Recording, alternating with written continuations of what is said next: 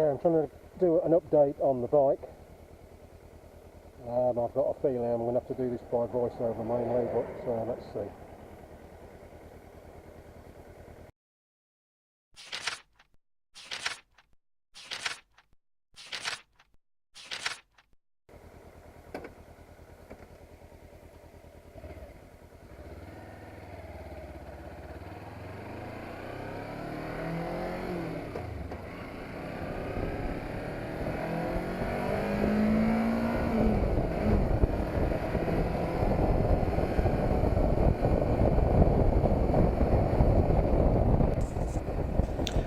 I've had my Kawasaki Versys X300 for almost 3 months now, and I've done just over 3,000 kilometres, so I thought it was about time we did a update review.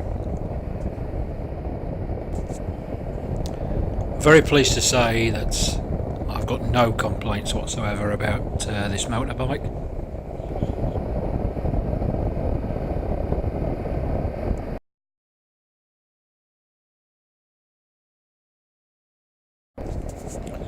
So if we start off with the comfort angle, I found for a guy of my height, I'm 6'2", that it's very comfortable to drive, and I don't feel cramped in the slightest.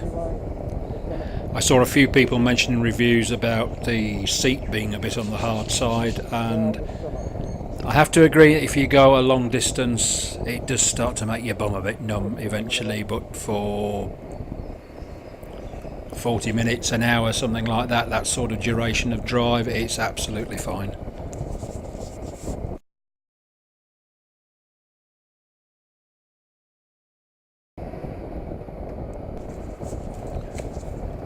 In terms of running costs, which to a Yorkshire lad like me are obviously very important, the Versys X300 is very economical. I'm getting 32.5 kilometres per litre, which in the language that I understand is 76 miles per gallon. I've had one service done, which was the 1,000 kilometre service, which cost me 1,629 baht, which is a little less than £40, which in terms of what you would pay certainly in the UK is very, very cheap. In fact, nearly 1,100 baht of that was the cost of the oil. The labour here at the main Kawasaki dealer in Chiang Mai, they charge at 300 baht an hour, which is about £7, which if you compare with what mechanics charge in the UK is absolute peanuts.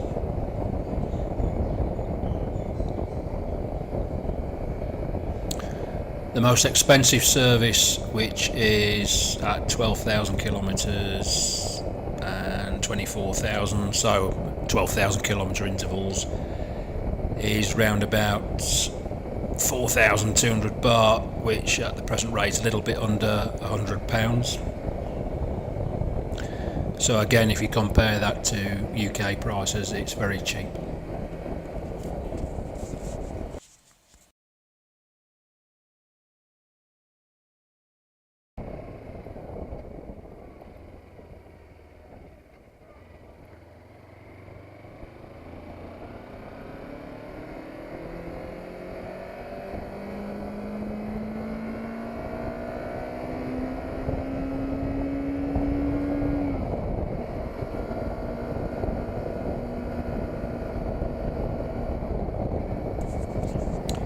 People who watched my initial review on the Versys X300 shortly after I'd bought it will remember that I'm not a very experienced motorbike driver, though I'm an extremely experienced driver, having worked as a professional for 24 years before moving to Thailand. So my transition from using a Honda PCX scooter to a manual motorbike was something that I had a slight amount of apprehension about. However, the transition has been an absolute piece of cake. Any worries I had about the manual gearbox were dispelled very quickly. The clutch on the Versys X300 is extremely light, and the gearbox is very, very easy to operate. The handling, that I thought might be a bit on the heavy side compared with the PCX scooter, is very light indeed, and in fact it feels very little difference from the PCX to riding the Versys. It's very nimble going around corners, extremely easy to make tight turns on, and when you sit at the traffic lights you don't have to hang on to the bike for grim death. You can take your hands off the bars and just support it with your feet. So a very relaxing motorbike to drive. Being a motorcycle novice means that there's no way that I've pushed the Versys anywhere near its limits as far as cornering is concerned. While I am completely confident on four wheels of back end sliding out because I had tuition in it, I'm still somewhat apprehensive having the back end of a bike sliding about, so as I say, I've not pushed it anywhere near its limits. Having said that, it's perfectly evident to me that the Versys X300 is extremely stable going through corners and very light to steer.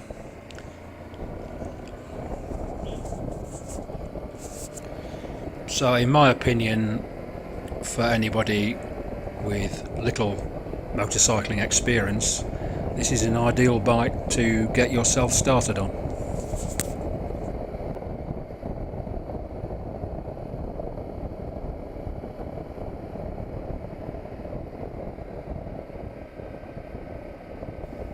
One of the things I'm still getting used to is the fact that the engine is so high revving.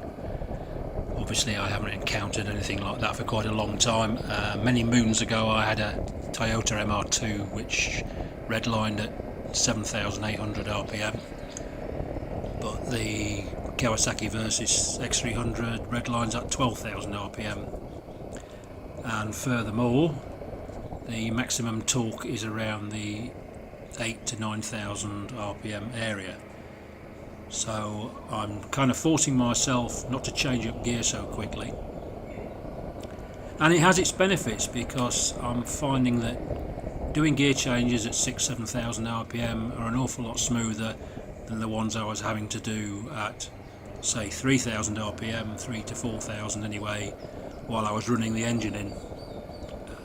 And so it's taken a little bit of getting used to, but it's becoming second nature to me now to let the revs go up a bit higher and not be in such a mad rush to get it into sixth gear.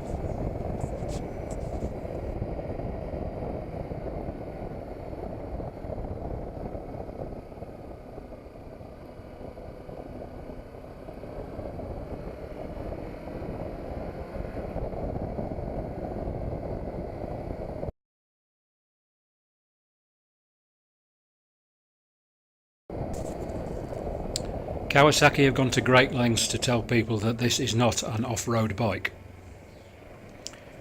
However, it is classed as an adventure bike, so you can take it off-road to a certain degree. Certainly most of the roads in Thailand, when you get off the highways, the bike will handle quite easily. Gravel tracks, you can't start jumping over logs and stuff like that you can on a trials bike, but it certainly does the job for me, that I'm not too worried if I have to go off the tarmac for a short space of time.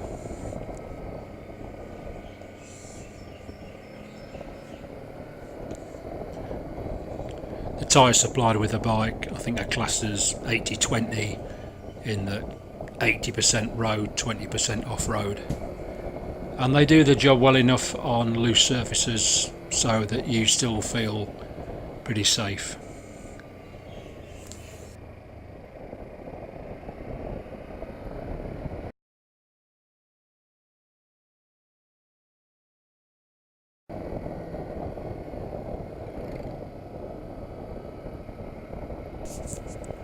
The little luggage rack on the back of the Versys X300 may not look much, but I've actually found it very useful. When I go down to the supermarket, I just take a rucksack, stick my stuff in there and strap it on the back with a couple of bungee ropes, and it seems to work fine. I should be moving house in about 10 days. So my plan is to use a large hold all and see whether that is going to fit on the back across the luggage rack and the back seat, and we'll strap it down and see whether that works, but I'm quite hopeful it will do.